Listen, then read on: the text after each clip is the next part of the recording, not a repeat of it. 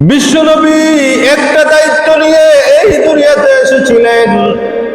দায়িত্বটা হলো যারা আল্লাহর পথ ভুলে গেছে, আল্লাহকে যারা ভুলে গেছে, জাহান্নামের যাত্রী যারা হয়ে গেছে,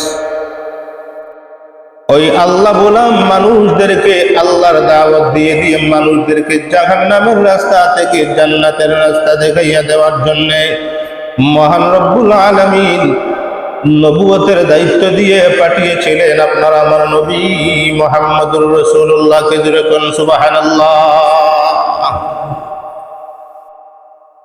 ওই নবী দিনের দাওয়াত দিবেন, মক্কা নগরীর মানুষগুলা নবীর শত্রু হইয়া গেল। মক্কার হিস্টোরি শোনানো আপনাদেরকে আমার উদ্দেশ্য না বন্ধু।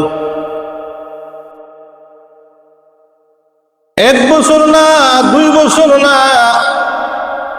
একাধারে 13টা বৎসর আমার রাসূলের উপরে একতরফা নির্যাতন করা হয়েছিল।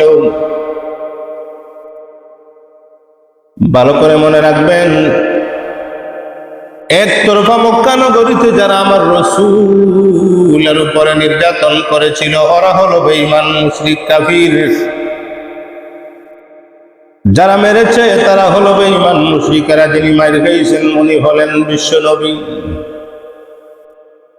একাধারে 13 বৎসর নবীজি নির্যাতন সহ্য করলেন। অবশেষে বাধ্য হয়ে নবীজি হিজরত করে মদিনায় চলে গেলেন। হিজরতের ঘটনা আপনাদেরকে গত জুমায় শুনাইছি আমি। আল্লাহ বললেন, নবী গো, একাধারে 13 বৎসরের মায়ের আপনি সহ্য করেছেন, খুব শীঘ্রই আপনাকে আমি সেই মক্কা নগরীর মালিকানা আপনার হাতে আমি তুলে দিব। জোরে কোন সুবহানাল্লাহ।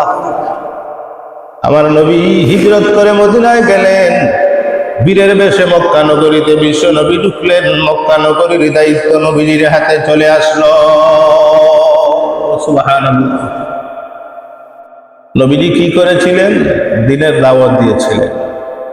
এই জন্য হাজিরিনে কেরাম, এই দিনের দাওয়াত এখন কারা দিবে? বিশ্বনবী তো এখন দুনিয়াতে নাই, তাহলে এই দায়িত্ব কি বন্ধ হয়ে যাবে না চলবে? বলেন। নবীজি যে মিশন নিয়ে দুনিয়াতে এসেছিলেন মানুষকে দিনের দাওয়াত দেওয়ার জন্য, নবীজি দুনিয়াতে তো এখন নাই, তাহলে নবীজির এই দায়িত্বটা কি বন্ধ হয়ে যাবে না দাওয়াতের কাজ জমিনে চলবে? দিবে কারা? এই দায়িত্ব পালন করবে কারা? এই দাওয়াতের কাজটা পালন করবে কারা?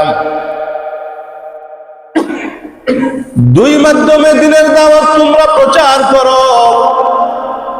ফালাউলা নাফারা মিন কুল্লি ফিরকাতিন মিনহুম তাইফাতুন লিয়াতাফাক্কাহু ফিদ-দীন ওয়া লিয়ুনযিরু কওমাহুম ইযা রাজাউ ইলাইহিম লাআল্লাহুম ইয়াহযারুন। আল্লাহ বলেন, তোমাদের মধ্যে থেকে অল্প সংখ্যক মানুষ, একদল মানুষ তোমরা দিনের রাস্তায় বের হয়ে যাও, দ্বীনি ইলম অর্জন করো, কোরআন হাদিসের জ্ঞানে তোমরা জ্ঞানী হও। কোরআন হাদিসের জ্ঞানে তোমরা জ্ঞানী হয়ে তোমরা তোমাদের জাতির মধ্যে ফিরে আসবে। তোমরা তোমাদের জাতির মধ্যে ফিরে এসে তোমাদের জাতিদেরকে আল্লাহর ভয় শোনাবে। আল্লাহর বাণীগুলা তোমরা তোমাদের জাতির লোকদেরকে তোমরা শোনাবে।